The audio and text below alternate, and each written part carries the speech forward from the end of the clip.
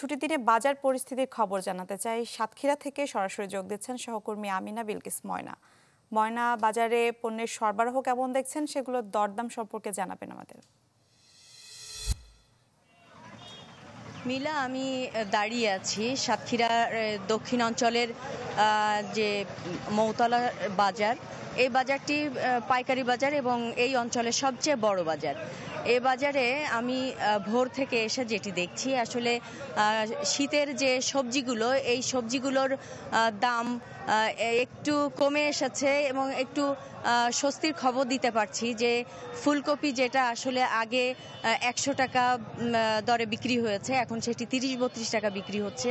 ওলকপি বিক্রি হচ্ছে 22-23 টাকা, মূলো বিক্রি হচ্ছে 10 থেকে 15 টাকা কেজি দরে। এবং এই সবজিগুলোর দাম কমে আসাতে সাধারণ ক্রেতাদের মধ্যে একটু স্বস্তি ফিরে এসেছে।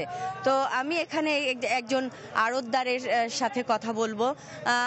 আচ্ছা, এই যে কাঁচা সবজির দাম কমে এসেছে, কিন্তু পেঁয়াজ এবং আলুর দামটা এখনো কেন সহনীয় নয়? পেঁয়াজ তো কিছুটা কমে এসছে, আগের ছাড়া অনেকগুলো কমে এসছে। পেঁয়াজ এখন 65 থেকে 70 টাকা মার্কেট আছে, আগে তো 80-85 টাকা ছিল।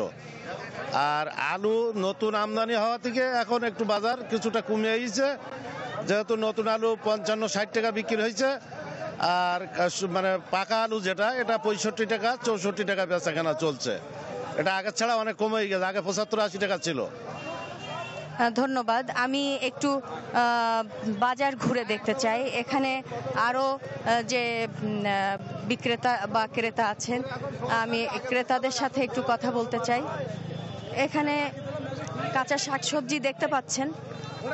তো আমি একজন ক্রেতার সাথে, আপনি বাজারে সবজি কিনতে এসেছেন, কেমন দাম দেখছেন?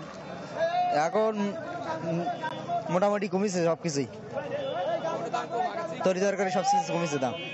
হ্যাঁ, যেমনটি শুনছিলাম যে বাজারে শাকসবজির দাম এখন মোটামুটি কমেছে। এই শাকসবজির দাম কমাতে সাধারণ ক্রেতাদের মধ্যে একটু স্বস্তি ফিরে এসেছে। এই ছিল মৌতলা পাইকারি বাজার থেকে সর্বশেষ। মিলা। ময়না, ধন্যবাদ আপনাকে। সাতক্ষীরা থেকে বাজার পরিস্থিতির খবর জানছিলাম আমরা। ঢালাইয়ে দৃঢ়তা, নির্মাণে নিশ্চয়তা, প্রিমিয়ার সিমেন্ট, ঢালাইয়ের রাজা।